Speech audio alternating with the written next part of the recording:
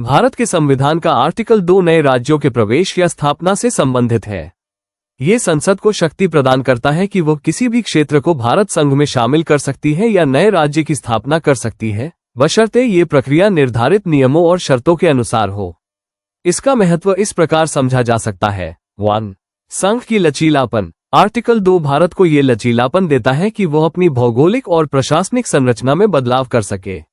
ये प्रावधान देश की एकता और अखंडता को बनाए रखने के लिए आवश्यक है, खासकर विभिन्न क्षेत्रों के एकीकरण के संदर्भ में। 2. ऐतिहासिक संदर्भ। संविधान लागू होने के समय 26 जनवरी 1950 भारत में कई रियासतें और क्षेत्र थे जो पूर्ण रूप से एकीकृत नहीं थे।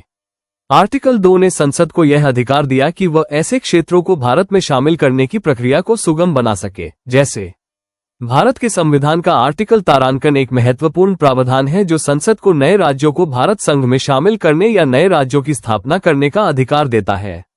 यह आर्टिकल भारत की संघीय संरचना को लचीलापन प्रदान करता है, जिससे देश की बदलती आवश्यकताओं और परिस्थितियों के अनुरूप राज्य सीमाओं और संरचनाओं में परिवर्तन संभव हो सके। नीचे इसके महत्व को विस्तार से समझाया गया है। 1.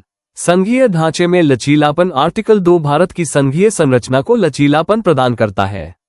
ये संसद को ये शक्ति देता है कि वह आवश्यकता पड़ने पर नए राज्यों को भारत संघ में शामिल कर सके या मौजूदा राज्यों के भीतर नए राज्यों का गठन कर सके। भारत जैसे विविधतापूर्ण देश में, जहां भाषा, संस्कृति और प्रशासनिक आवश्यकताओं के आधार पर राज्य सीमाओं में बदलाव की मांग समय समय पर उठती है, ये लचीलापन विशेष रूप से महत्वपूर्ण है। 2. नए राज्यों का प्रवेश और स्थापना। इस आर्टिकल के तहत संसद को दोहरी शक्ति प्राप्त है। नए राज्यों का प्रवेश, ये संसद को किसी विदेशी राज्य या क्षेत्र को भारत संघ में शामिल करने की अनुमति देता है। उदाहरण के लिए, सिक्किम को 1975 में भारत का राज्य बनाया गया था।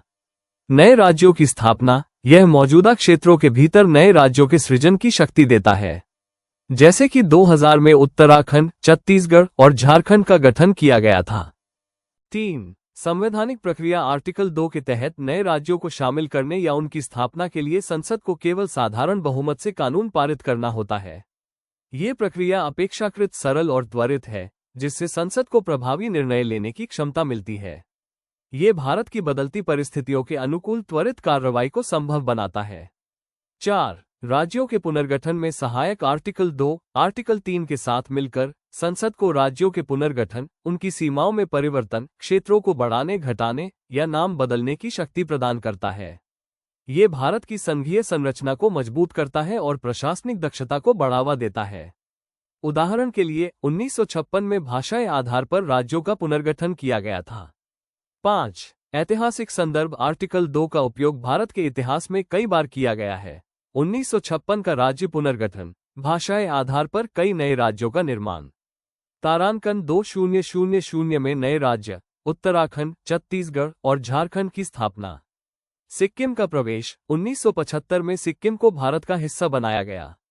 हालिया उदाहरण, 2019 में जम्मू और कश्मीर को 2 केंद्र शासित प्रदेशों में विभाजित करना। 6. राज्यों के अधिकारों का संरक्षण। हालांकि आर्टिकल 2 संसद को व्यापक शक्तियां देता है, लेकिन ये राज्यों के अधिकारों को भी ध्यान में रखता है। आर्टिकल 3 के तहत किसी राज्य की सीमाओं में परिवर्तन से पहले संबंधित राज्य की विधानसभा की सहमति लेना आवश्यक होता है। इससे ये सुनिश्चित होता है कि राज्यों की स्वायत्तता और हितों का सम्मान किया जाए। संक्षेप में, आर्टिकल 2 भारत के संविधान का एक महत्वपूर्ण प्रावधान है जो संसद को नए राज्यों को शामिल करने या उनकी स्थापना करने की शक्ति देता है।